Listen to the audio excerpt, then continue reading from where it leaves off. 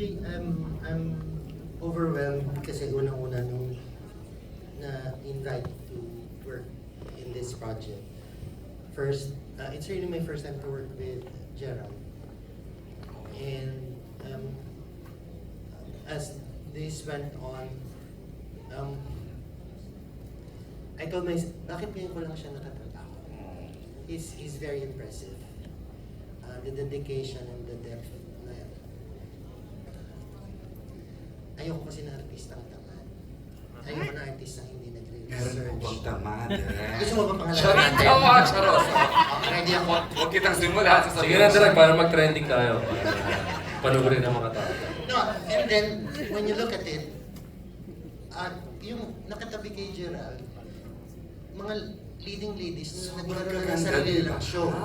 Tapos yung mga leading men, I just work with JC, and then you have RK, and then you have Seth. Parang sabi ko, sobrang naman po yatang spoiled kami. They have this cast. Kanina, may basher ako dito. Ayun na, yung blood ng buhok. Dahil lang naman sa edad. No, because imagine naman, in the last years, she's been in Cannes Film Festival, Wow, exhibiting her binabalik. movies, no? Tapos, binalik niya kanina yung Marinela. Ako ang number one niyang kaaway kasi, bakit ka nag-lipstick? Bata-bata mo pa nag-lipstick ka? Sabi, hindi po, gaganunin niya. Wala nang lipstick. So yun lagi, yung mga stories namin na ganyan. And looking at her now, I mean, her output sobrang impressive, iba yung maturity. Tapos pa, itong si Bidjoy, matagal ko na itong, nakatrabaho ko itong minsan sa isang show. Kasi I've been wanting to work with him kasi fan ako nung filmic way of covering the series. Kaya, ayun, parang feeling ko, you have to deliver sa stature na meron silang pare-parehas. Sorry ha, hindi kita hindi ako nakarating. How is the grieving up to now? Are you still grieve about it? Tapos may trabahong sumasabay. Yeah. Syempre, it's only been a couple of months, so yeah. But I'm actually very grateful for the show. I'm grateful for the people that I'm working with my directors, with my producers on the set, the production staff, the crew. That they were very understanding also, and I felt that they were also very sympathetic to me. So I'm thankful kasi syempre this is also kumbaga minsan ito yung dito ka na lang nalalabas lahat ng kailangan nilabas. Yeah, I'm grateful for GRB for having me for this. I think that's one good thing for actors, no? Somehow yung nangyayari sa iyo, actually nagagamit mo doon sa trabaho mo bilang isang actor. So, nagiging somehow catharsis siya doon sa mga pinagdadaanan mo sa buhay. In your case yan, Kuya Sean. I think I think mostly you encapsulate all your pains, your experiences into parang a form of art, and that is acting. I don't know if I'm just speaking for myself. Before I give the microphone to... Anong ibibigay mo? Ako din. Very intriguing na. I know, sunod-sunuran to... Sorry, Daddy? Joke. Daddy. No. He's my brother. Did you... Older brother. Was it revealed kanina? Hindi. But do you want me to? No, don't. Please, baka don't. It's folded. My God. Ang galing. Yes, thank you. I really wanted to do a role na ganito, and then it's an answered prayer. Wow, Kasi ganun kaganda ha? yeah, You kasi prayed about it. Yes, kasi ever since I told Direct FM also that I wanted to do a character like this na alam mo yun, offbeat. Kasi for the longest time, I've been doing, alam mo yun, parang leading man stuff. Correct, oo. Diba? So I think this is a wonderful opportunity to me na alam mo yun, to do something like this para rin ma-show parang an opportunity for me to showcase my versatility again as an actor na hindi lang tayo pang doon sa lead nga and at the same time I can do something like this and then I want to personally thank JRB and then our directors for She really takes care of you. yeah, pinagkakatiwalaan nila ako and alam nila yung kakayahan ko na gumawa ng mga ganito. And then I'm sure the viewers will be excited also kasi I'll bring a different flavor sa table. Nakaka-intriga. And then alam mo yan, nag-prepare talaga ako para dito.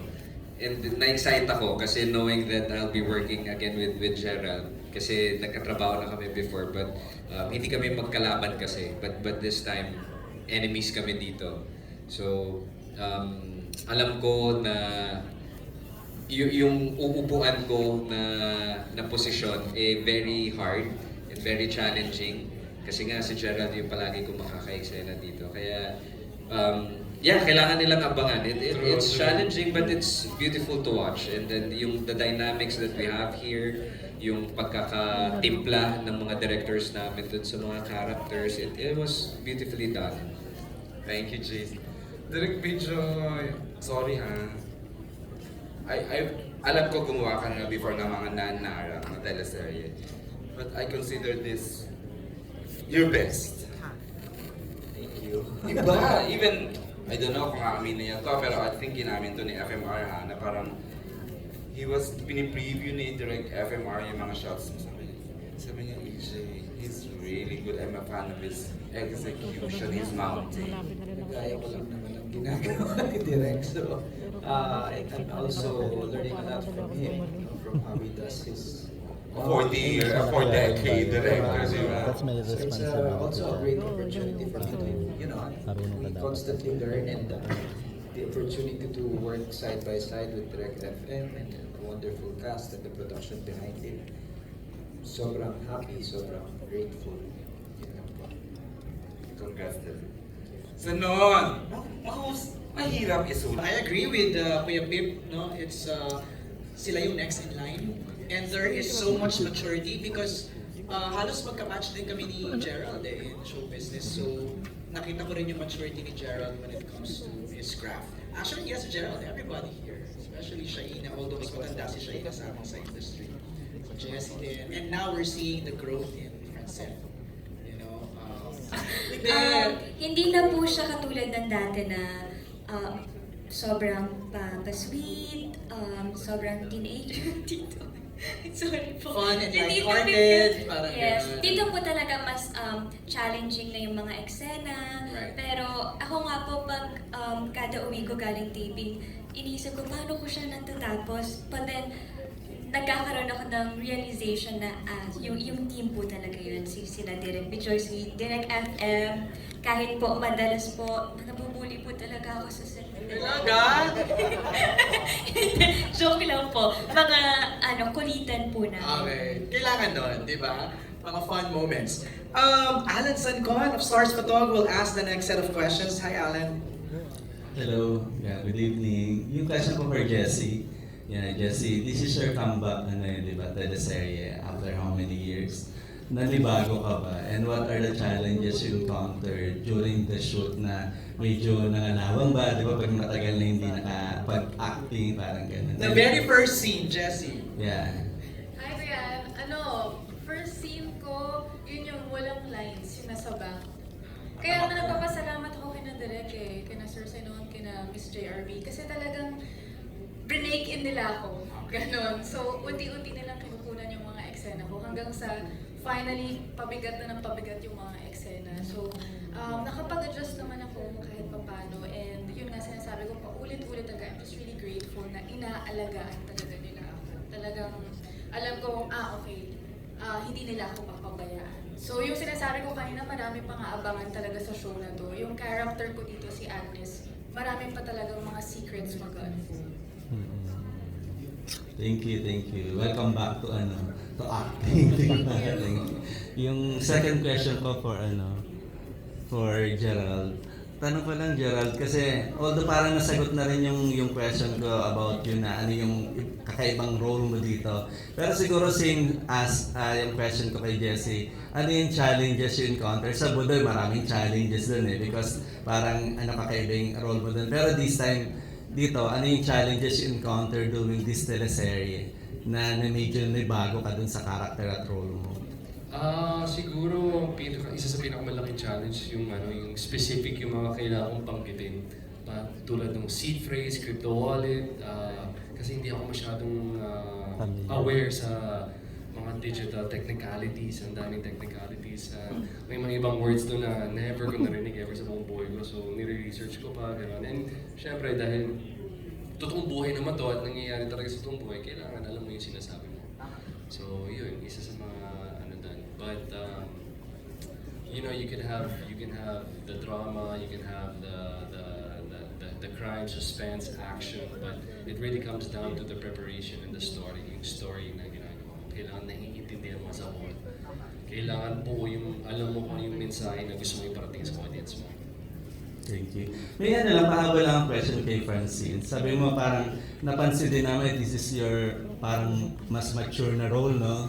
Sa pananamit, di ba? Sa mga eksena, di ba? How mature yung role nyo rito ni Seth? Sabi nga, this is your parang level up, How mature is mature?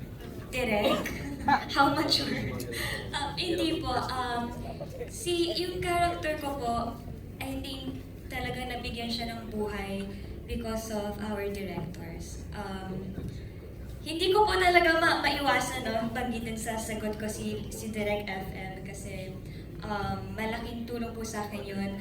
Sa totoo lang po, sabi ko nga po kanina kay Tito Rod, natatakot talaga akong gampanan si Arisa kasi sobrang iba niya sa mga characters na nagampanan namin ni Seth before.